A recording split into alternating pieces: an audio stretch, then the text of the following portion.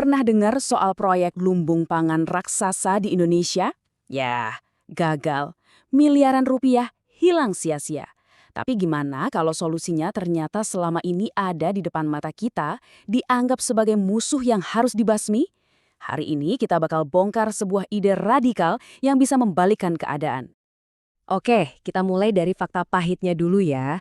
Proyek lumbung pangan yang digadang-gadang jadi solusi ketahanan pangan nasional ternyata gagal total. Uang ratusan miliar udah digelontorin, tapi hasilnya, wah, jauh panggang dari api. Sekarang, coba deh bayangin skenario ini. Gimana kalau tanaman yang selama ini kita anggap musuh, kita benci, kita basmi, justru jadi kunci buat memecahkan masalah kegagalan ini? Nah, ini dia ide gila yang akan kita bedah sama-sama. Tapi, sebelum kita ngomongin solusinya yang keren banget ini, kita main detektif-detektifan dulu ya. Sebenarnya apa sih yang bikin proyek semahal dan sebesar ini bisa sampai gagal? Yuk kita telusuri akar masalahnya.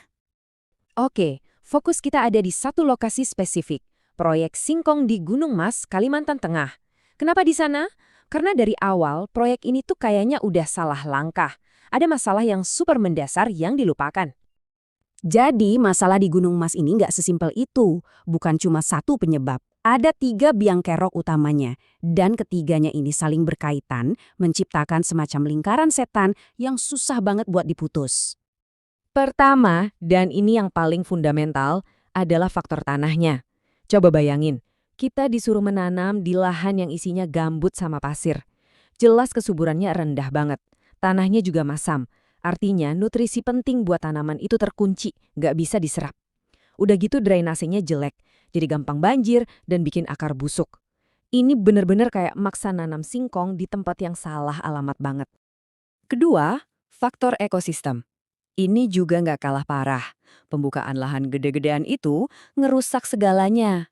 Hutan gambut yang harusnya jadi spons alami penyimpan air malah dihancurkan. Hasilnya bukan cuma hewan yang kehilangan rumah, tapi resiko banjir sama kebakaran hutan malah jadi makin tinggi. Ironis banget kan? Niatnya bikin lumbung pangan, malah ngerusak dapur alaminya sendiri.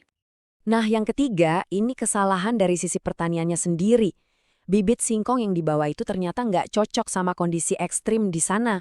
Terus, cara ngasih air dan pupuknya juga salah kaprah, nggak sesuai sama karakter tanah gambut. Analogi lucunya tuh kayak kita bawa resep kue dari Jakarta, terus coba bikin di puncak gunung. Bahannya mungkin sama, tapi kondisinya beda total ya, hasilnya berantakan. Oke, cukup bahas masalahnya.